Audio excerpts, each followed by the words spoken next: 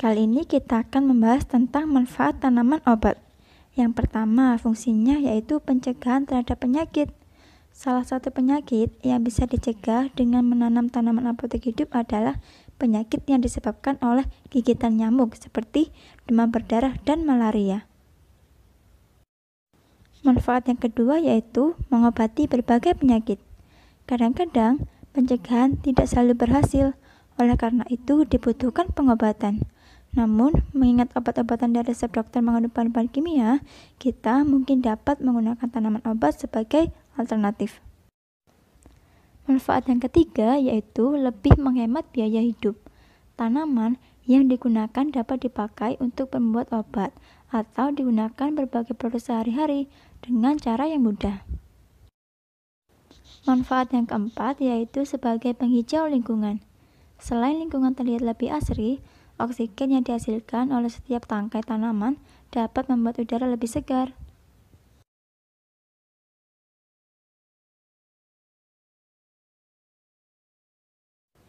Manfaat yang kelima yaitu bisa penuhi keperluan dapur.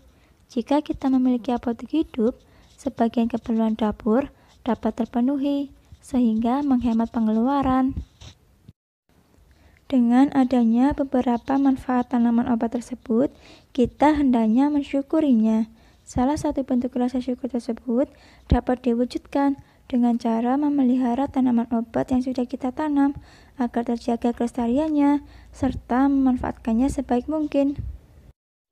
Selanjutnya, cara-cara memelihara tanaman obat. Dalam hal tanaman obat, teknik budidaya yang digunakan secara prinsip tidaklah jauh berbeda dengan teknik yang digunakan dalam pembudidayaan tanaman sayuran.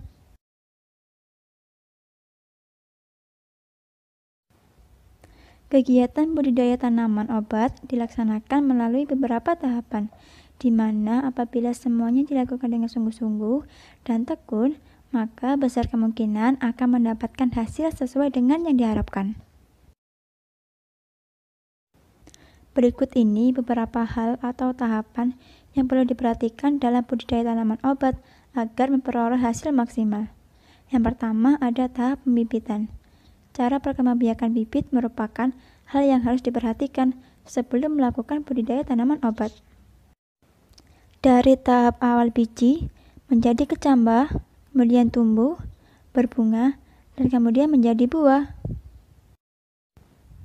Perkembangbiakan bibit tanaman dapat dilakukan dengan dua cara, yaitu perpanyakan secara generatif dan vegetatif.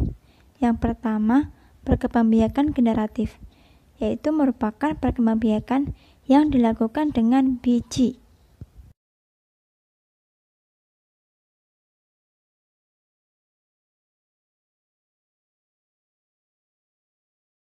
Selanjutnya, perkembangbiakan vegetatif. Perkembangbiakan vegetatif dapat dilakukan secara alami ataupun buatan. Secara alami bisa dilakukan dengan tunas, rizoma, dan lain-lain. Sedangkan secara buatan dapat dilakukan dengan cara stek, runduk, okulasi, dan lain-lain. Nah, berikut adalah gambar-gambar perkembangbiakan tanaman dengan vegetatif alami. Bisa dilihat ada tunas pada tanaman bambu, ada rizoma pada tanaman jahe, dan ada geragih pada tanaman stroberi.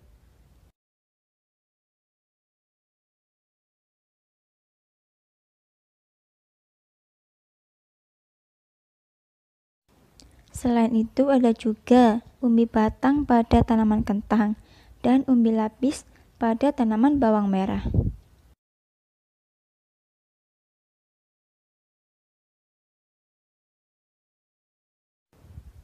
Selanjutnya ada gambar perkembangbiakan tanaman dengan vegetatif buatan.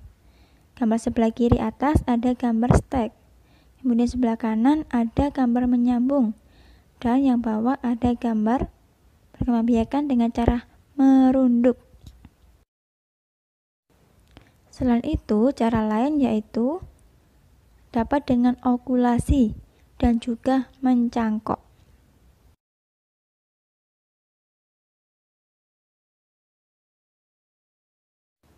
Selanjutnya, kita akan membahas tentang pengolahan tanah. Setiap jenis tanaman obat membutuhkan kondisi tanah tertentu agar dapat tumbuh dan berkembang optimal. Hal ini disebabkan karena kondisi tanah yang gembur penting untuk pertumbuhan tanaman obat, khususnya untuk perkembangan rimpang pada tanaman tumbuh-tumbuhan. Jenis tanaman obat semusim atau tanaman berbentuk perdu membutuhkan bedengan untuk tempat tumbuhnya. Namun, tanaman obat tahunan tidak membutuhkan bedengan. Selanjutnya, tahap penanaman. Lubang dan alur tanam dibuat pada bedengan. Jarak lubang tanam disesuaikan dengan kondisi tanah dan jenis tanaman, serta saat pengalian lubang tanam, sebaiknya tanah galian tersebut dicampur dengan pupuk kandang atau kompos. Tahap yang keempat yaitu pemeliharaan. Beberapa hal yang perlu diperhatikan dalam pemeliharaan antara lain sebagai berikut. Yang pertama, penyiraman. Frekuensinya dapat diatur sesuai dengan kondisi kelembapan tanah. Penyiraman sebaiknya dilakukan setiap hari, saat pagi dan sore hari.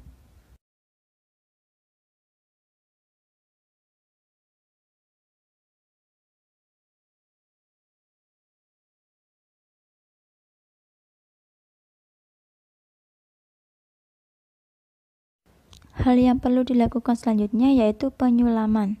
Merupakan penanaman kembali tanaman yang rusak, mati, atau tumbuh tidak normal. Kemudian, pemupukan. Pupuk yang digunakan sebaiknya adalah pupuk organik, karena pupuk anorganik dikhawatirkan dapat menimbulkan pengaruh kurang baik bagi tanaman.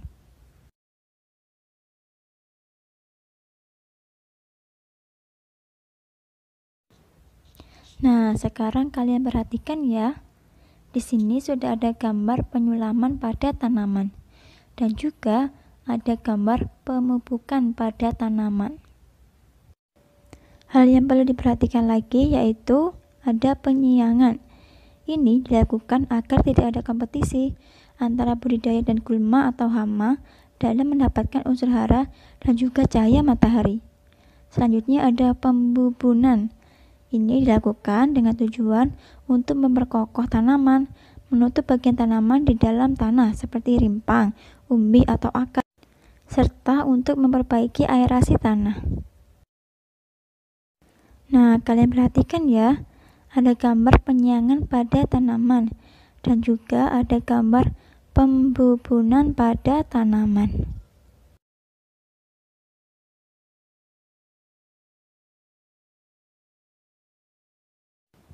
Hal penting selanjutnya yaitu pengendalian OPT atau organisme pengganggu tanaman.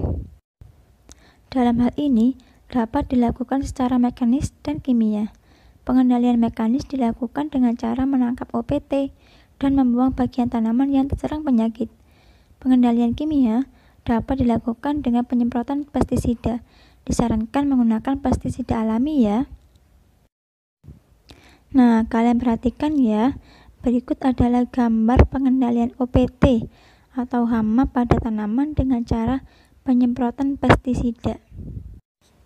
Pestisida adalah zat yang digunakan untuk membasmi hama atau gulma pada tanaman. Selanjutnya yaitu panen dan pasca panen. Cara penanganan setiap jenis tanaman obat itu berbeda-beda ya. Ada tanaman yang dapat dimanfaatkan seluruh bagian tanamannya. Ada pula yang hanya dipanen pada bagian tertentu saja. Oleh sebab itu, penanganan panen dan pasca panennya pun perlu diperhatikan dengan baik ya, agar tidak merusak kandungan zat berkhasiat pada obat tersebut.